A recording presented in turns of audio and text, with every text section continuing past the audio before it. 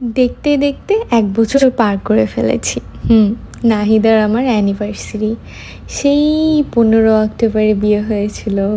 লাল শাড়ি পরেছিলাম, সাজুগুজু করেছিলাম। কত তাড়াহুড়ো করে আব্বু বিয়ে দিল। মানে লাইক ১৫ দিনের মধ্যে সব হুট করে অ্যারেঞ্জ হয়ে যায়। কত মন খারাপ, কত কান্না, কত কিছুর মধ্যে বিয়েটা হলো।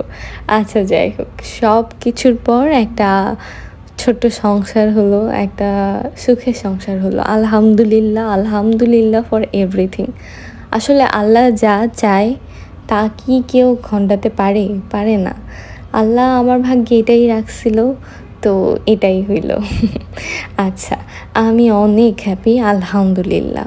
তো আমি অ্যানিভার্সারিতে একটু সাজুগুজু করার জন্য প্রিপারেশন নিচ্ছিলাম। আমি চাচ্ছিলাম আমি, আমার হাসব্যান্ড, আমার ছেলে আমরা সেম কালার পরবো। তো আমি চেষ্টা করেছি ৩ জনের সেম কালার রাখতে। দেন এটা হচ্ছে আমার ইজান। এটা হচ্ছে অ্যানিভার্সারির দিন রাতে ১২টা বাজে ওরা আমাকে সারপ্রাইজ দেয়। আমি আসলে এক্সপেক্টই করিনি যে ওরা এত সুন্দর করে আমাকে সারপ্রাইজ দেবে। আমি ভেবেছিলাম আচ্ছা একটা নর্মাল ডে হবে, আমি পরের দিন সকালে উঠে একটু সাজুগুজু করে ছবি তুলবো, নাহিদকে সবাই মিলে সারপ্রাইজ দিবে।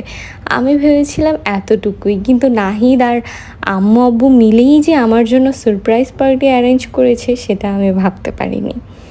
তো সুমাইয়া অনেক কষ্ট করে, মানে আমার ছোটো বোন তানজিনা অনেক কষ্ট করে এগুলো সাজায়, কারণ আমাকে ফাঁকি দেওয়া এত ইজি না।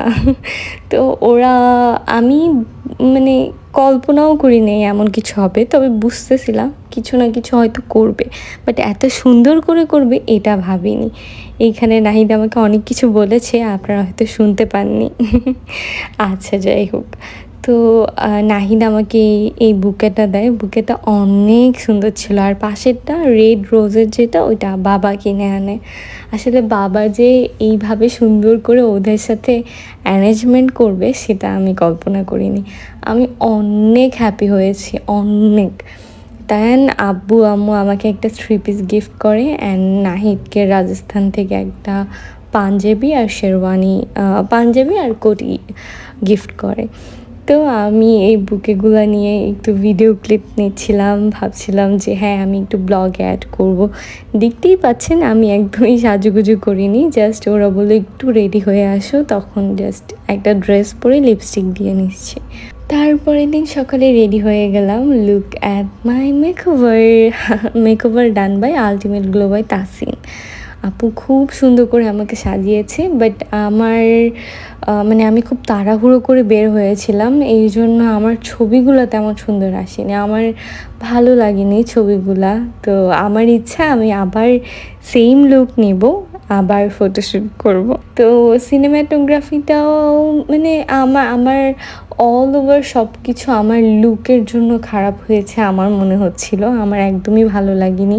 সবসময় এই টাইপের একটা ছবি থাকে আমার, একটা শাড়ির খুব শালীন, খুব মানে সুন্দর, খুব সুন্দর করে শাড়ি পরার, এটা একটা সবাই আমাকে বলে।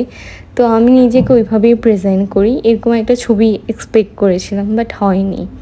আচ্ছা বাদ দিই, আমি আবার ফটোশ্যুট করব, সেটা না হয় করাই যাবে। তো এইটা হচ্ছে কেক অ্যান্ড একটা ফুলের তোড়া এসেছিল নাহিদের অফিস থেকে। Thank you so much. ফুলের তোড়াটা অনেক সুন্দর ছিল, আমার অনেক ভালো লেগেছিল। পরের দিন সকালে উঠেও দেখি যে ফুলগুলো একদম তাজা তাজা লাগছে, একটুও মানে এলোমেলো হয়নি। তো আমি নাহিদকে এই পেপসিটা গিফট করি। সো আজকে ব্লগটা এই পর্যন্তই। আল্লাহ হাফিজ।